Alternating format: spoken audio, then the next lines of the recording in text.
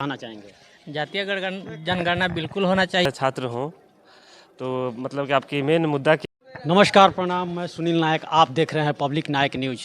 आज हमारे साथ कुछ बच्चे जुड़े हुए हैं और इन बच्चों से बातें करेंगे और इनसे जानेंगे कि ये लोग 24 में किसको देखना चाहते हैं, 24 के इलेक्शन में किसको लाना चाहते हैं। इन बच्चों के बात जो है, इनके मन के बात को जानेंगे और इनसे समझेंगे और इनसे पूछेंगे। आ जाइए, थोड़ा सा इधर फोकस कीजिए। क्या नाम हुआ बाबू आपका? मेरा नाम दीपक कुमार हुआ। कहाँ से हैं आप? मैं बेतिया से हूँ।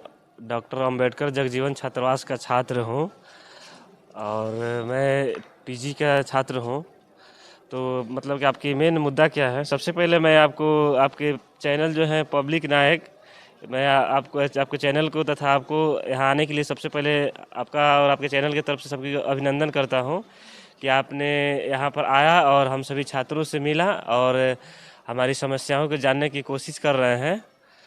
तो आज का मतलब कि मुद्दा क्या है? आप कहने का मतलब हम यहाँ आए हैं तो हम देखे हैं कि एक छात्रावास है, तो सोचे हैं छात्रावास के बच्चों लोग से मिलते हैं कि उन लोगों का जो संघर्ष होता है कितना होता है और अभी तक मतलब आप लोग किस किस क्षेत्र में क्या क्या चीज़ की तैयारी करते हैं, इसी को जानकारी लेने के लिए हम यहाँ आए हैं।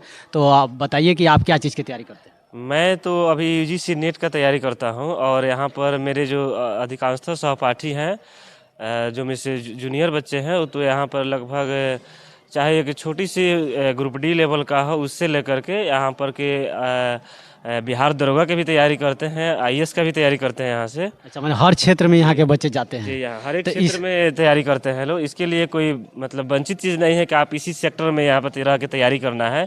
जिसको जिस क्षेत्र में जाना है उस क्षेत्र में जाने की तैयारी अच्छी तरह से करते हैं। अच्छा, वर्तमान सरकार में बहुत मतलब 14 में जब सरकार बनी तो हर साल 1 करोड़ नौकरी देने की जो बात कही गई थी, तो वो तो कहाँ तक सही रहा? 14 में सरकार बनी यानी कि आप बीजेपी का बात कर रहे हैं। तो जी हाँ, तो ऐसे तो 14 में जब सरकार बनी तो बीच में तो सबको आपको भी पता है, आप तो जब पत्रकारिता कर रहे हैं आपको हमेशा नहीं, हम तो भली भांति मुखबिर हैं, लेकिन हम आपसे जानना चाहेंगे कि कहाँ तक इस बात को सच्चाई रहा। सच्चाई तो करीब मतलब कि कहा जाए एक तरफ तो ना के बराबर ही है, क्योंकि इसमें जो ही है सामने दिख रहा है कि कितना सरकार प्रत्येक साल में कितनी वैकेंसी दे रही है, कितने लोगों के लिए, चाहे जो स्वास्थ्य की बात हो, चाहे आपकी तरफ देखा जाए अगर विकास की बात हो, इन सारी मुद्दों पर कैसे सरकार काम कर रही है ये तो स्पष्ट दिख रहे हैं। और दिखाने का काम ये तो आप सभी मीडिया वालों के शुरू से ही होती आ रही हैं। ये तो नई बात नहीं है। और रही बात की अब शिक्षा के सरकार की बात, तो सरकार की बात जो है हमारे जो भी भविष्य के बच्चे हैं उनके ऊपर सबसे पहले शिक्षा के ऊपर होनी चाहिए। तो बिहार में तो शिक्षा पे बहुत ज़्यादा ध्यान दिया गया है। जब से के पाठक जी सचिव बने हुए हैं तब से तो मतलब बहुत ज़्यादा ही ध्यान दिए हुए हैं। तो इस पर आप क्या कहना चाहेंगे? मैं के पाठक जी का हार्दिक अभिनंदन करूंगा और कहूंगा कि भगवान ऐसे ऐसे के पाठक बहुत सारा पैदा करें ताकि हमारे बिहार के अंदर शिक्षा व्यवस्था को और सुधारने की हर स्टेट में शिक्षा का व्यवस्था जो है बेटर से बेटर बने। लेकिन कुछ ऐसे कहा जाता है ना, कुछ दरिंदे लोग होते हैं जो उनको एक शब्द में कामचोर कहा जा सकता है। वो तो काम करेंगे नहीं, काम अगर करने की अगर बात किया जाए तो पीछे भागेंगे। वो खुद सोचेंगे आराम से, जितने भी आराम हो वैसे हराम की कमाई करें, काम करने की सोचेंगे नहीं और सोचेंगे जैसे भी हो वैसे हम केवल अपना मतलब मंथली प्राप्त करें, पैसा प्राप्त करें।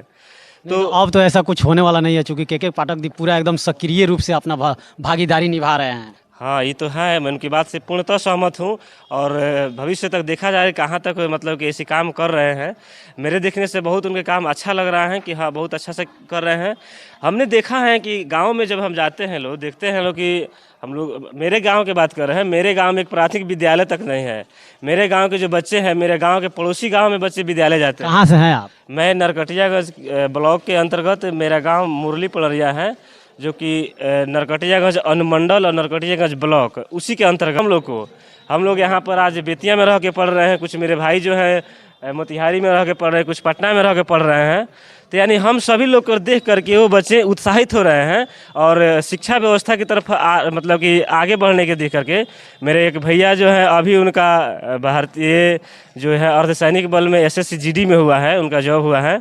तो उनको देख करके कुछ बच्चे जो हैं मोटिवेट हुए हैं कि भाई नहीं, हमको पढ़ना चाहिए, यदि हम पढ़ेंगे तभी आगे बढ़ेंगे। जरूर, जब पढ़ेंगे तभी आगे बढ़ेंगे। अच्छा, आप इस जातीय जनगणना पर क्या कहना चाहेंगे? जातीय जनगणना बिल्कुल होना चाहिए। क्या नहीं होना चाहिए? जानवर का गिनती होता है तो आदमी की गिनती नहीं होगा? जरूर होगा, लेकिन इस पे आप मतलब कहाँ तक सहमत है? जैसे कि एक है, बहुत सारा लोग ये कह रहा है कि ये जातीय जनगणना करा करके नीतीश कुमार को फ़ायदा हुआ है, तेजस्वी यादव को फ़ायदा हुआ है, ये जातीय जनगणना करा करके देश में मतलब ये दूसरे तरह का भावनाएं फैलाया जा रहा है, इससे आप क्या कहना चाहेंगे? कोई भावना नहीं फैल रहा है। जातीय जनगणना एकदम होना चाहिए, 100% होना चाहिए। जिसकी जनसंख्या बहुत कम है वो उनके पास संपत्ति बहुत ज़्यादा है, तो अगर गवर्नमेंट जातीय जनगणना करा रहा है तब पता तभी न लगेगा कि किसके पास कितना संपत्ति है। जातीय जनगणना जरूरी है कि गरीबी और अमीरी जनगणना जरूरी है? जातीय जनगणना जरूरी है। जातीय जनगणना होगा तभी पता लगेगा कि कौन गरीब है कौन अमीर है, तभी ना पता लगेगा किस जात में कौन कितना गरीब है। नाली कौन साफ करता है, जूता कौन बनाता है, और सब बहुत सारे काम है वो कौन करता है। जितना भी लेबर तबके का काम है वो कौन करता है? तब पता कैसे लगेगा जातीय जनगणना नहीं होगा तो? अच्छा, जातीय जनगणना जब हुआ है तो इसमें तो सबसे ज़्यादा जो संख्या है यादव का है, तो इसमें अच्छा जातीय जनगणना से आप क्या कहना चाहेंगे, किसकी वरीयता ज़्यादा होना चाहिए? जातीय जनगणना जब हो गया तो इसमें किसको मतलब कहने का मतलब है कि जातीय जनगणना के हिसाब से ही मिलना चाहिए? जातीय जनगणना हुआ है, यादव का जनसंख्या ज़्यादा है तो इसमें कोई बात नहीं। यादव का 14% जनसंख्या है, उसको संपत्ति में गवर्नमेंट के जितने भी संपत्ति है, ज़मीन, बजट, सब चीज़ में उसको 14% मिलना चाहिए। नौकरी में 14% मिलना चाहिए। एससी का आबादी 20% है, 20% मिलना चाहिए। एससी में पासवान की आबादी 5% है, 5% मिलना चाहिए। चमार की आबादी 5% है, 5% जिसकी जितनी आबादी है उसको उतना मिलना चाहिए। जिसकी जितनी आबादी है उसको उतनी भागीदारी मिलना चाहिए। मिलना चाहिए 100। क्या है ये सही है? हाँ एकदम सही है। अच्छा, बहुत अच्छा। यहाँ पे देख सकते हैं कि कितने जोश में है जातीय जनगणना को लेकर के, यहाँ बच्चे कितने उत्साहित हैं, और कहीं कहीं कहा जा रहा है कि ये भ्रम फैलाया जा रहा है। क्या ये सच लोग बोल रहा है? 3% आबादी वाला 70% हड़प के बैठा है, कैसे पता लगेगा? जातीय जनगणना होगा तब ना पता लगेगा कि 3% वाला का है 70% खा रहा है। अच्छा, किसको कहना चाह रहे हैं 3%? जो स्वर्ण है उसको? स्वर्ण है उसको नहीं करे, आप समझिए रहे हैं हम किसको कर रहे हैं। 3% तो बहुत लोग कहे, लेकिन वही 3% वाला सबसे ज़्यादा खा रहा है। काहे खा रहा है? जबकि संपत्ति में सब किसी का हक बराबर का ना, जिसका जितना संविधान में लिखा गया है कि जिसकी जितनी आबादी है उसको उतना ही हक है संपत्ति में, तो 3% होकर 70% कैसे खाएगा? कहीं कहीं 100% है, वो कैसे 100% जाएगा? वो तो ये किसकी कमी है? किसकी कमी? सरकार की कमी थी, लेकिन सरकार अब उसको कर रही है, तो हम उम्मीद करते हैं कि उसको पूरा भी करेगी। जिसकी जितनी आबादी है उसको उतना हिस्सेदारी देगी। वो लोग तो विडंबना फैला रहा है कि ये जो है देश में वो जमाना गया कि विडंबना फैलाएगा कि जो कि 10 रुपया दो, हम मंगल ग्रह को घुमा देंगे या शुक्र को घुमा देंगे, वो गया। कोई समझने वाला नहीं है, ठीक है। वो लोग विडंबना फैलाए, कोई फायदा होने वाला नहीं है। सब कोई जान गया है कि हमारे आबादी जितना है तो हमको इतना चाहिए सरकार में। सरकार के जितने भी संपत्ति है, जो भी है सरकारी चीज़, उसमें उतना होना चाहिए। और जनगणना का रहा बात, तो जनगणना एकदम होना चाहिए। जानवर की गिनती होता है तो आदमी की गिनती क्या नहीं हुआ? अगर जिसको दिक्कत है कि जाति का जनगणना नहीं होना चाहिए, वो जाकर पूछे कि जाति कौन बनाया? जाति हम लोग थोड़ी बनाया, जाति मोहन भागवत के बाप बनाया है, बाप दादा बनाया। जाकर पूछे मोहन भागवत से कि कहा जाति बनाया।